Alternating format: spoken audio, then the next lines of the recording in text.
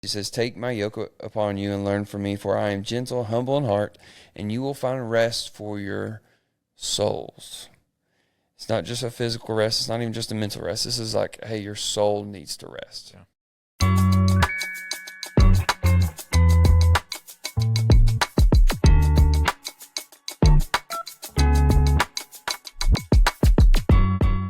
Welcome to the Getting Better podcast. Thanks so much for listening, joining in, and choosing to get better. Hey, the great thing about getting better is not that you're doing it alone. It's not that, you have to be isolated and just grow by yourself. You can do that. What's the best way to get better is with people. And my favorite people, Gage, what's up, dude? Hey, you got to have people. You got to have people. And, you and I have been, of course, friends for a while now, but we've been getting better. Well, hopefully we've been getting better for a long time. Trying hard, honestly. But we've been doing this podcast for a year-ish, maybe over. That's unbelievable. You think we would know the start date? That's true. Wait, what episode is this? Hold on. This is episode 29. I was about to say maybe 30, but you're at maybe 29. Episode 29. So it's unbelievable. Pretty impressive. Pretty impressive. It's because you're so easy to talk to. Well, you'd think we'd have things figured out by now. Yeah. We really don't. We mess out some. Yeah, we really mess don't out have it some figured tech out. stuff every now and then. Tech stuff and even the getting better stuff. We're not there, No. But that's the part of it. It's a process. We have a long time to get better. That's right. And day by day, just choosing to grow, like so many of our listeners and watchers. Today, I think an interesting area. I'm trying to grow and engage. This podcast is basically a confession podcast for me. That's true. Yeah, I think it is. I didn't even think about that. I think it is. What's that about, man? Yeah, you're right. No, it is. It's for me too. It's for me too. Okay. He was like, yeah, go. For sure. You need a lot of confessing. Well, the thing I'm confessing is like, I'm busy. Yeah.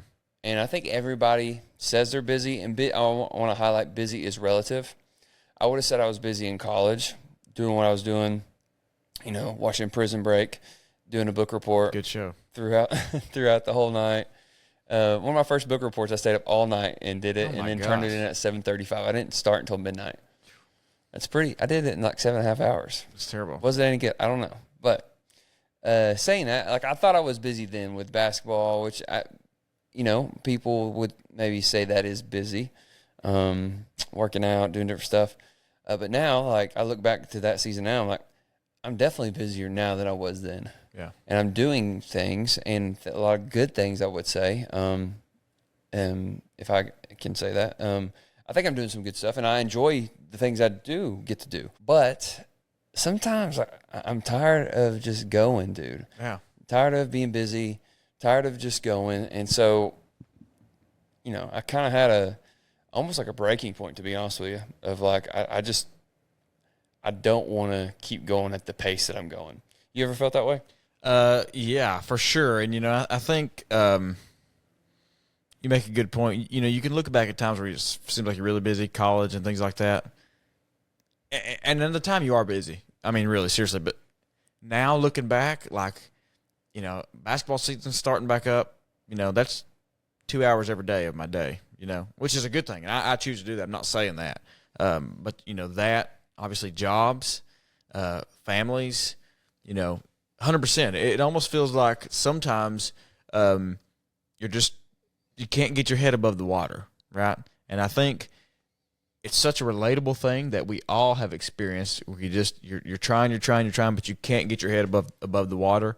And so, 100%, man. I've the biggest.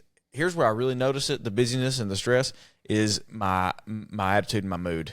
Oh, to be honest with you, yeah. Which I know we want to get into that a little bit later, but that's when I'm really getting stressed out and busy. My mood, my attitude changes, and it's noticeable. You think you take it out on those closest to you? 100%, 100%. Is that 100%? Man? It's of course, my wife, and even like my brother or even my mom or dad. It's like he deserves it. He's a Kentucky That's fan. true. That's true. He certainly does deserve it. And you know what? He'll never hear this because he don't listen to this. So that's fine. Yeah. No. But anyway, it is the people closest to you that I think get the brunt of the mood or attitude change for sure.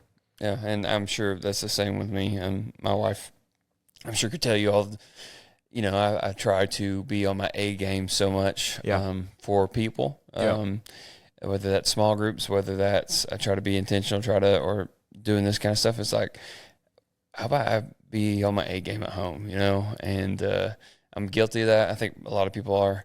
But when you're busy, you're running on fumes sometimes, and then eventually try to find a place to recharge, reset. And I understand it has to be home, but you know, there's, you know, I want to be able to be there for the people closest to me as well. Yeah, see, it's a hard thing. You're right. That's home is like the recharge place, but you want to be on there too. Yeah. You know, you want to, and maybe more importantly, we want to be on there the most. You know what I'm saying? Sure, so, man. but it's a hard thing. Yeah.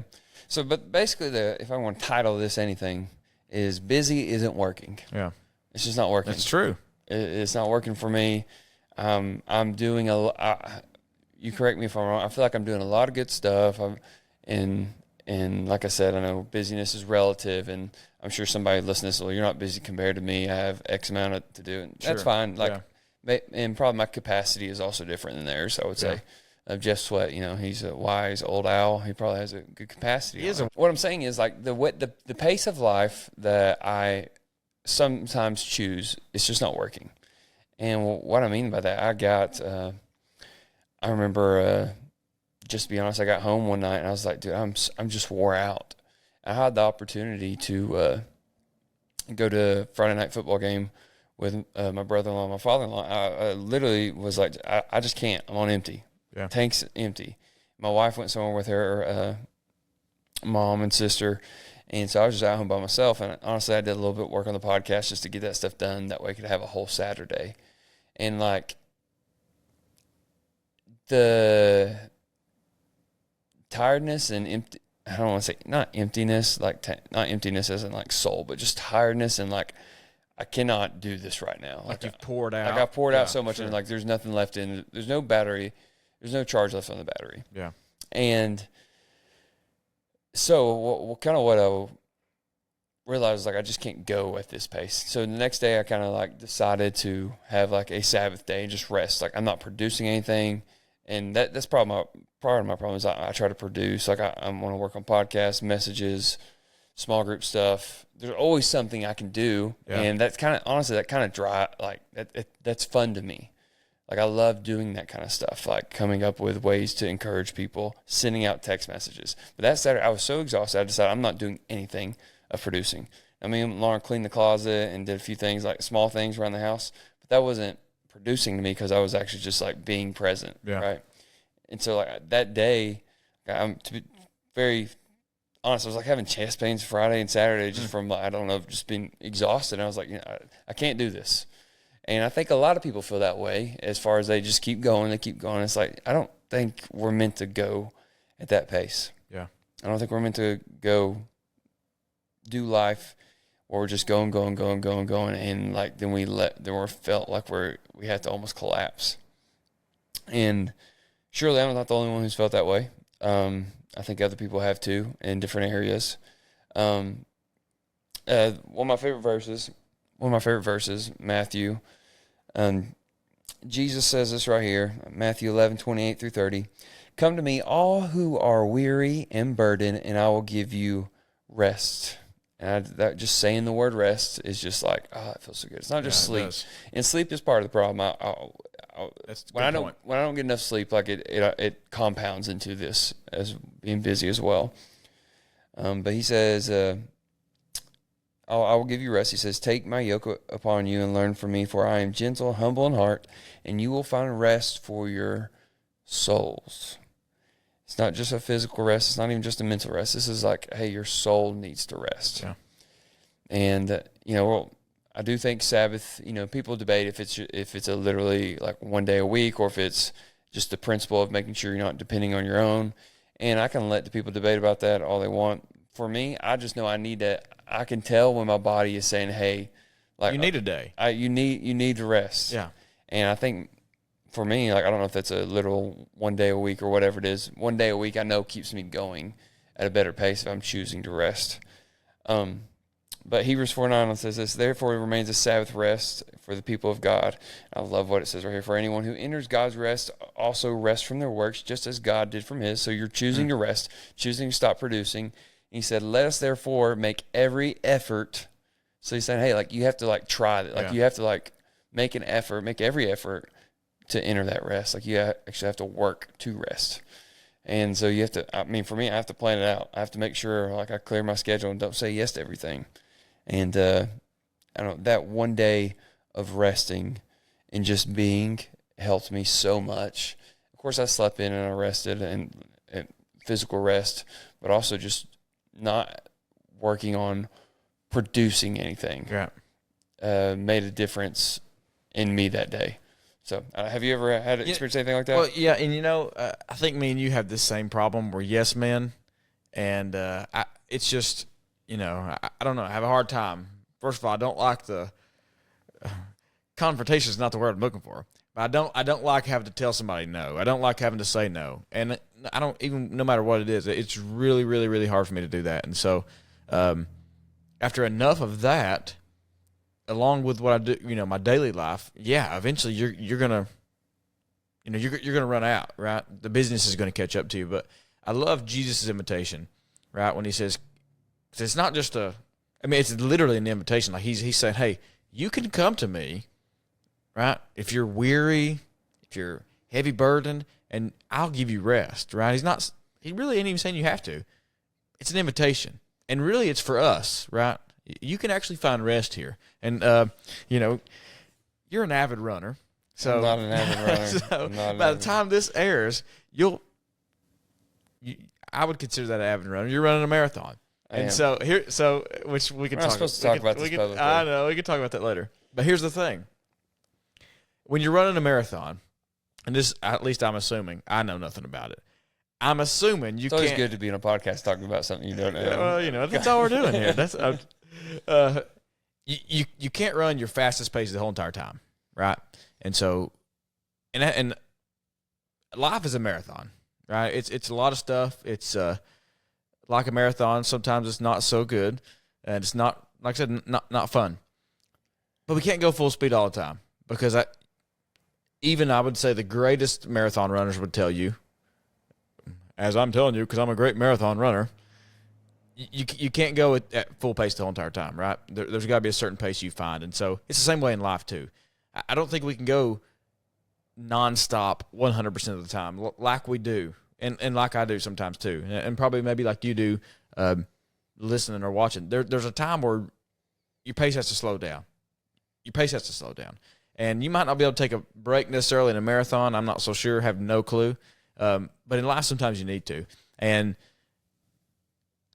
so my question for you is, and I don't know if you were even planning on talking about this. So we're talking about Sabbaths and taking Sabbaths. What does it look like? What does a Sabbath look like for you? According to some people like Chris Hodges that we follow and kind of learn from, it's rest and worship, Yeah. And so rest is like, hey, I'm not producing stuff. I'm not. Which that part I think I'm good at. Can be on the Sabbath days. It's the other thing I don't know if I'm so good at. The worship part? Yes. I would say it's true for a lot of people, probably. It's like I can find ways to rest, and that could be someone just whatever recharges your battery, refuels your tank. Sure. If that's playing golf, if that's playing basketball, I think that could be something for you, for me as well. Going out on a double date with friends, like that. Okay. When me and Lauren came over to you and Brooke's house, and you fed us, and those carrots were delicious. Like that was a big tank filler for me. Sure.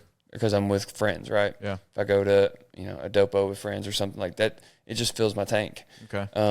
And I think that is a type of rest where I'm not producing, I'm just being. Now, I think some people might have to just be isolated because of that's how they recharge. So that's what I was going to ask you. Do you think I'm assuming, I guess it's different for different people, maybe? Sabbaths and rests? Yeah, I think rest looks different for everybody. Whatever makes you whatever feel fills your that tank, rest. Okay. For my mother-in-law, maybe it's her watching my kid. Right. Maybe that fills her tank a little bit. I'm sure. So I think it's different for everybody. That's a good point. But for me, that day, that was so good for me was I'm just being with my wife and kid. I think college football week 0 was on or whatever, and so I'm just mindlessly watching games that don't really matter. Yeah. But, I'm cleaning a little bit here, sitting on the couch, but I'm not worried about producing anything. I'm on my phone less, and I'm just worried about being. I'm more about being present. And And then the other part is the worship part. And, I think that's kind of just I think that's, if that's your daily prayer time, that can probably look a little bit different too, but I think it's always also like acknowledging God is your provision and your provider, right? So I don't have to produce because I'm trusting him. Yeah. And I think we do that by how we Sabbath and how you worship in that. So like that day, you just kind of get up early. If I'm up earlier, if I have time while Andy's taking a nap or something, then I will. I tell you sometimes what it feels like for me is sometimes like on the Saturday of college football, I'm getting up to watch game day. My rest is all right, okay? But I don't always get as recharged because maybe the worship part is what, I'm kind of missing a little bit. And Yeah. I don't think that probably wouldn't be a bad thing, if we just did it for the 12 hours of the, I'm not saying that, but You're what worshiping saying about football. that. You're right.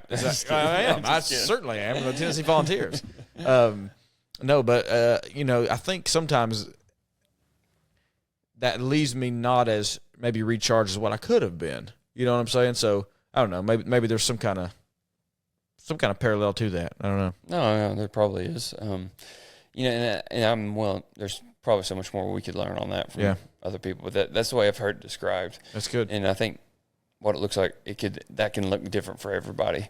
But whatever that is, I encourage you to find a rhythm of rest, whatever that looks like. Because I do think most people are busy. Now, this isn't for people who are lazy and don't do anything. Like, you probably need to kick in the pants and need to go start doing stuff. Yeah, you might need to change it up a You little. Probably actually do need to go plow the fields and produce something for the kingdom, right? Like, you probably do need to do something that matters. But, like, if you are tired, if you are weary, there's an invitation to rest for your soul. And God has it for you. But what I really think, the busyness, it turns into hurry, and I think that robs us of stuff. And the two things I think it robs us from most is the first one's being present with people, and the other one's being present with God. Yeah. And being present with people, I can just, examples of like, I'm busy going and doing. I remember being in this coffee shop and someone trying to talk to me about something. I can't remember a word they say because I was so focused on where I had to go and what I had to do. And it's like, God, forgive me, dude. Yeah, like, that's convicting. It's so convicting because it's like, maybe that was a not important conversation in the grand scheme of life, or maybe he actually needed something more and I wasn't present enough to do that. And so one thing I love about Jesus is he's always present. And I'll give only one example just for sake of time, but there's a lady, I'll start with Jesus was, there's this guy named Jairus, and he went to Jesus and he's like, hey, Jesus, like, my daughter's going to die. I need you to come heal her. So Jesus and the disciples, they get up and go. And as they're traveling, it says Jesus was on his way. Yeah. And he's surrounded by all the people, his disciples, and now he's grown in fame and popularity. So all these people are following and traveling with him, bumping him and all this stuff. Then this woman who had a bleeding condition for 12 years, says, if I can just touch the hem of his garment, right, I can be healed. So she reaches out, gets close enough, and touches him. Then he stops and said, who touches me? I think it's Peter's like, hey, everybody's touching you. Dude. We're in a crowd. Come on, like, man. It's like going to a Tennessee football game trying to get through gate 24 or something. Yeah. So like we're last week. Yeah, last week. Georgia game. Yeah, the Georgia game. But he's like, everybody's touching you. He's like, no, someone touched me. He turns around. He sees a lady. But here's the thing. He sees the lady and he says, hey, your faith has healed you. And she was changed forever from that moment. But Jesus was already on his way somewhere. Right. He was already busy. Like, he already had something going on. But he was present enough to see somebody who needed to be seen. He was present enough to notice that somebody needed a touch from him. And she wasn't on his Google Calendar. He did not have an appointment with her. He did not have, something scheduled with her. But he was still able, while he was on his way, to do something more important than I will ever do. Yeah. To heal somebody from dying. He's present enough while he was on his way to see somebody that was in his way. And I just want to be a person who, while I'm busy on my way, doing whatever I'm doing, I can see the people that God puts in my way. Yeah. No, I think that's a great point. And there's all kinds of examples of Jesus doing that because he was always present. He never passed anybody, And I imagine the life he lived, maybe we don't think about it this way. He was probably pretty busy. I imagine people were coming to him left and right, to be honest with you, once the word got out. But, you know, we really don't read about him passing somebody up. And I think in the busyness of our lives, 100%. We maybe not intentionally, I don't think, but we certainly pass up, whether it be time with our family or just being present, like you said, with our family, or even just somebody that you're having a conversation with. I'm reminded of the woman at the well, Jesus and the woman at the well. And literally, the Bible says he said that he's telling the disciples, I must go through Samaria, you know, which is totally out of the way for where he was going, and just to be there for her, you know. And I don't think he had some crazy mind blowing teaching moment necessarily. I think he was just there for her, and I think there's something about that mindset that you're talking about and modeling how Jesus did it, I think we can apply to our lives too. Yeah, living with your eyes open. Yeah. And be able to see people and not being so focused on where you're going, what you got to do. And what you got to do. And it's not that this stuff doesn't matter, because we all have work, we all have jobs, and we all have things that are important. Like, it's important for me to go to small group and do things at church. It's important for me to start, like, I want to get there and do that, and I don't want to be late. But, like, I don't want to miss somebody that God might put in my way because I'm just so busy going, doing.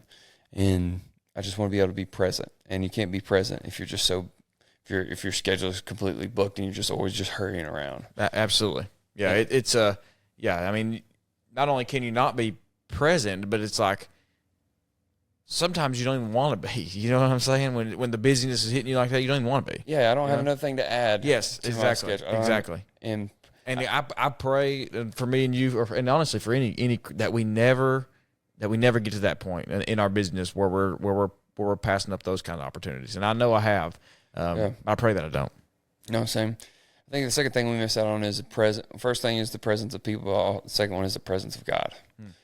And I just think we can be so busy, and we'll relate this to church work for a minute. Like, you're so busy producing, messages, producing small group stuff, producing podcasts, producing stuff, doing good stuff, but you miss out on what God's really, really wants from you, and it's your presence. And it's convicting, because it's like, man, I want to, like, his presence is really what satisfies us, right? I love the story of Mary and Martha, and I tell this story a lot just because it's so good.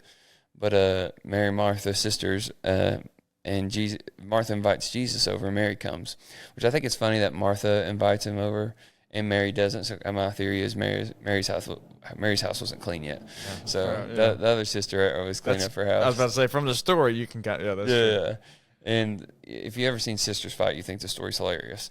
But Martha is getting everything ready. She's doing all the stuff. She's cleaning. She's cooking. She's doing all the stuff. She's making the charcuterie board. Have you ever had a small group at your house? Like, what's a charcuterie board? You don't know what I'm just kidding. Oh, gosh. I was about to say. She's doing all this stuff, and if you've ever had a small group at your house, you got to clean and everything before everybody comes over, make sure it looks like people don't live there. Yeah. And then she's doing all this stuff, and she realizes that Mary's not helping her out. Yeah. And she goes in there to Jesus, and she's like, Jesus, you need to have my back. He says, Jesus, tell my sister to come help me. Don't you see that I'm doing all this stuff? I'm paraphrasing here. And Jesus says, Martha, Martha, Martha. I love that. Sorry, that cracks me up. Martha, Martha, Martha. Yeah, it's just Martha, Martha. Yeah. Like, hey, chill out. And he tells her, listen, you're distracted. Yeah. It says in the Bible that she was distracted by many things. She's distracted by all the preparation. And so I think we can be distracted by all the preparation, all the producing that we have to do. And Mary was busy sitting at Jesus' feet. And she says, Martha, Martha, like, what Mary has chosen it's better. Yeah. Like, it's better. Like, you're busy doing all this stuff. And, like, I didn't ask you to get to clean the house. I didn't ask you to get the charcuterie board or the bread or the wine or whatever they had at that time, right? I didn't ask you to do that stuff. But what Mary's chosen it's better. And I think the choice of choosing presence over production is the better choice. It doesn't mean that we don't produce. It doesn't mean that we don't do stuff. It just means, like, hey, don't miss out on the presence of God because you're so busy just going and doing. Yeah. And we can be so guilty of that. I don't got time to spend time with God. I don't got time to pray because I'm editing, because I'm performing, because I'm producing, because I'm doing stuff. And like I said, I'm guilty of this. Is confession, right? Like, I'm guilty of just going. It's like, why is my tank so empty? Oh, I never refilled it. Yeah. By one Sabbath or two with the presence of God. And I share the story. My friend, we went out to eat for his birthday, and when he asked me to go out to eat, he didn't call me and ask me and say, "Hey, Gunnar, I want you to give me a gift for my birthday." He didn't call and ask me that. He said, "Hey, we're going out to eat, and I want you to come." He requested my presence, right? He requested me to be there, and we had a table full of a bunch of people. It was great. It was an awesome time. But he didn't request a gift. He requested me. And how stupid would it look if I showed up to that dinner, dropped off a gift, and then just said, "Hey, I gotta go. See ya." Right. And Bennett's like, my friend Bennett would have been like, "That's cool, but that's not what I really wanted. Like, it's cool if you bring a gift, but like what I asked was you." Yeah. And I think God looks at that, hey, what I really wanted was you. I really wanted you, like, you're doing all this stuff, you're producing, you are doing these good, great things and gifts, and I appreciate it. But that's supposed to be a byproduct of being in my presence. It's not supposed to be. The production is the goal. Presence is, and production comes from there. Does that make sense? Mm-hmm. Yeah, definitely. And I think, even in the story, Jesus doesn't tell Martha that, hey, what you chose was wrong. Those things are bad. Yeah, he doesn't say that. Yeah. He just says that Mary chose what was better. Yeah. And I think sometimes it's, even in the busyness, it's kind of hard to get that oh yeah, his presence is better. But I think if we really would sit down, yeah, well, of course we know that, right? I think it's a hard thing to live out sometimes. But I think it's Louis Giglio that talks about it like your relationship. It can either be like a McDonald's, like a drive-through, which I love. Drive-through relationship. I love a fast food. I mean, I do. But yeah, you can have a drive-through relationship, or you can sit down at Texas Roadhouse. And if I have the option to do either one of those, I'm picking the Texas Roadhouse. So because it's more personal. You get there's to be rest. with him. You're in the presence. I think there's some great truths to that for sure. Yeah, man, and that's, for anyone listening, that's the goal. I think it is. To slow our life down enough where, and it's not as much physically as it is mentally, I think. Yeah. And spiritually, of course. Oh yeah. Like, you're busy going, you're busy doing, and a lot of those things are great. But there's one thing that's better, and that's being in God's presence.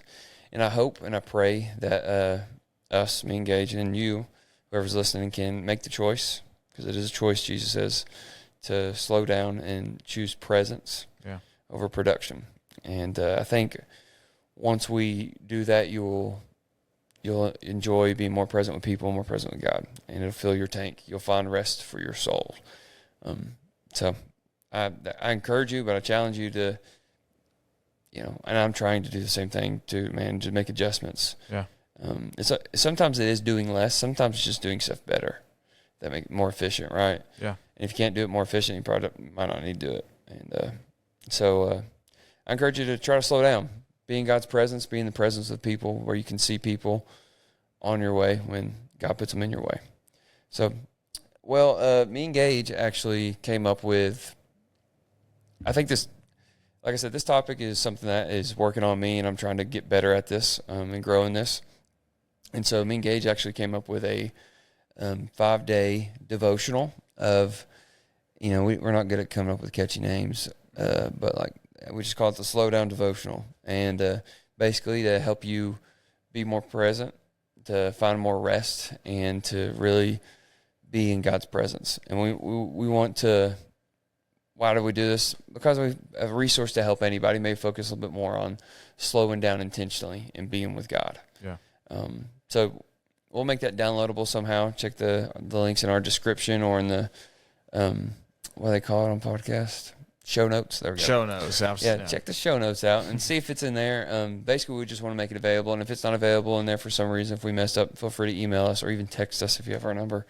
Because we want to help you. Because I don't want to see people getting so burnt out, being busy and producing, just because they missed out on what they were intended to have, which is presence. So I don't know really how to sum that up, but like choose presence, choose to slow down, choose to go at a pace, like he said about the marathon, that you can actually last. Because you don't want to be going so hard where you just burn out and you're done. Now God has so much more, and we can experience more of that if we go at a pace that's sustainable. A pace of grace. That's probably someone's probably said it before it rhymes. Pretty good. Yeah, sounds good. It sounds real good. Good. Anything else, Gage? No, I think that's it. Let's Yeah, no, I think it's a good challenge for myself too. Honestly, we're talking about us getting better. I think that's a great challenge for me too, with the busyness and the rest and the Sabbath. I'm going to try to challenge myself on that. Yeah, someone's just putting your phone down. Absolutely. I think that probably would solve a lot of our problems, to be honest. Yeah. Well, if you're listening, thank you so much. Feel free to share this if you think this is helpful. If you know someone who's maybe feel they're busy all the time, going, and say, hey, like you don't want them to get tired and burned out, share this with them. Like, subscribe, do all that. And if you really want to dig into this a little bit deeper, download that 5-day devotional.